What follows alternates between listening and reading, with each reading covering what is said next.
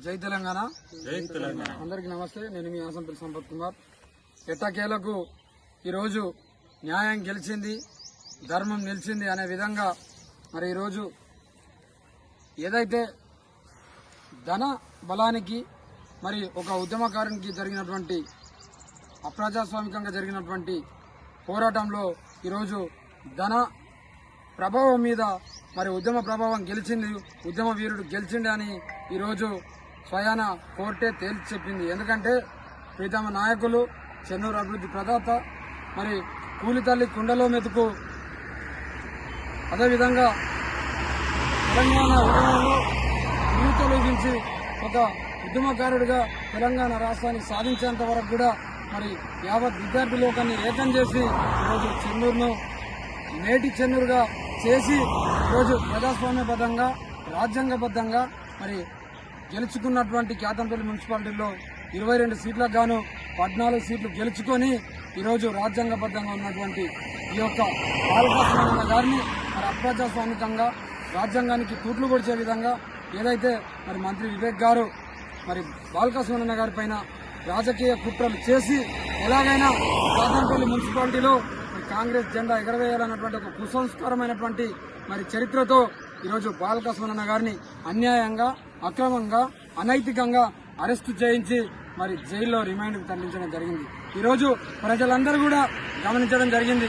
ఆదిలాబాద్ నుండి మొదలుకుంటే అలంపూర్ దాకా, అదేవిధంగా మంచిర్యాల నుండి మొదలుకుంటే మరి మహబూబ్ నగర్ వరకు కూడా ప్రతి ఒక్క ప్రజానికం, ప్రతి ఊరు, ప్రతి వాడ, ప్రతి గడప, ప్రతి ప్రజానికం కూడా ఈరోజు బాలకృష్ణ గారిని అనైతికంగా పంపించిండ్రు. అప్రజాస్వామికంగా ఇంత దాస్తికంగా జైలుకు పంపిస్తారని ఈరోజు ప్రతి ఒక్క ప్రజానికం కూడా అనుకునేటువంటి పరిస్థితికి తీసుకొచ్చినామంటే మంత్రి గారు వివేక్ గారు ఆల్రెడీ నీ పతనం ప్రారంభమైందని ఇక్కడ తెలుస్తుంది. ఈరోజు బాలకృష్ణ గారు అంటే ఒక వ్యక్తి కాదు, సమస్త శక్తి.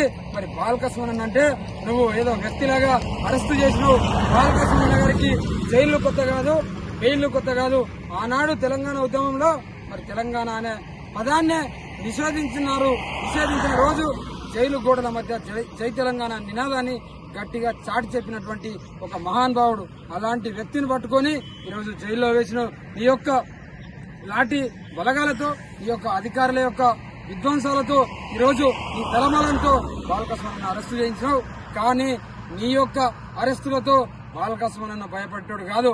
బాలకృష్ణ అంటే చెన్నూరు నియోజకవర్గం యొక్క బలగం మరి ఈరోజు ఆత్మబంధువు కాబట్టి ప్రతి ఒక్క ప్రజానికం బాలకృష్ణ వెంట ఉన్నారు. మీరు ఆల్రెడీ మీ పతనం ప్రారంభమైంది కాబట్టి ఇకనైనా మీ యొక్క ఎత్తుగడలకు, మీ యొక్క నీచ రాజకీయాలకు స్వస్తి పలకాలే. లేదంటే తప్పకుండా ప్రజాక్షేత్రంలో రానున్నటువంటి రోజుల్లో మీకు బుద్ధి చెప్తారు. ఎందుకంటే బాలకృష్ణ అంటే ఒక నిప్పు, మరి నిప్పులో కాలినటువంటి బంగారమే నిగనిగా మెరిసిపోతుందట. ఈ రోజు కూడా బాలకృష్ణ గారిని మీరు ఎంత నిర్బంధించినా, ఎంత నిరంకుశత్వంతో, ఈ అధికార బలంతో బాలకృష్ణను ఎంత అరెస్టు చేసినా గానీ తప్పకుండా అంతకు రెట్టింపు ఉత్సాహంతో మరి ఉవ్వెత్తున ఎగసిపడే కిరటంలాగా బాలకృష్ణ ముందుకు పోతూ మరి ప్రజాస్వామ్యంలో ప్రజల యొక్క కోరికల మేరకు, ప్రజల యొక్క అష్ట కష్టాలను తీర్చడానికి, ఈ యొక్క ప్రభుత్వంపైకి దండెత్తడానికి మీకు జరుగుబాటు లేదు కాబట్టి తప్పకుండా ప్రజలతో పాటు బాలకృష్ణ ముందుండి ప్రజా సమస్యల పట్ల మరి తిరగబడతారని తెలియజేస్తూ ఇప్పటికైనా ఈ కుటిల రాజకీయాలకు, ఈ యొక్క నీచమైన రాజకీయాలకు స్వస్తి పలికి మరి ప్రజాక్షేత్రంలో మీరిచ్చినటువంటి హామీలు ఏవైతే ఉన్నాయో వాటితో పాటు ఈ ప్రభుత్వం అసమర్థ పాలనతో, చేతగాని హామీలతో అమలు చేయాలంటే పరిస్థితిలో ఈరోజు మీరున్నారు కాబట్టి వాటిని అమలు చేసేటువంటి స్థితికి మీరు రావాలని తెలియజేస్తూ మరి బాలకృష్ణ గారిని ఎందుకు అరెస్ట్ చేసినావని ఈ సందర్భంగా అడుగుతున్నా. ఎందుకు 40 ఏళ్ల రాజకీయ నీ యొక్క చరిత్రలో మరి బాలకృష్ణ నీతో చేతగాని పనులు చేసినందుకు అరెస్ట్ చేసినావా? మరి ఆనాడు చైర్మన్, వైస్ చైర్మన్ ఎన్నిక జరగాల్సి ఉండగా మరి నీ యొక్క డబ్బుతో, నీ యొక్క అధికార అహంకారంతో అక్కడ స్వయంగా మీరు మంత్రి గారు కూర్చుండి ప్రేక్షక పాత్ర వహిస్తూ ఏదైతే బీఆర్ఎస్ మహిళా కౌన్సిలర్లు ఉన్నారో వాళ్లపై అఘాయిత్యం చేస్తున్నారు. ఎందుకు చేస్తున్నారు? మా ఆడబిడ్డల మానపానం కంటే ఏది ఎక్కువ కాదు. నీకు అవసరమైతే చైర్మన్ ఇస్తాం, మమ్మల్ని అడుగు అని మా బాలకృష్ణ మిమ్మల్ని ప్రశ్నించినందుకు అరెస్ట్ చేసిర్రా?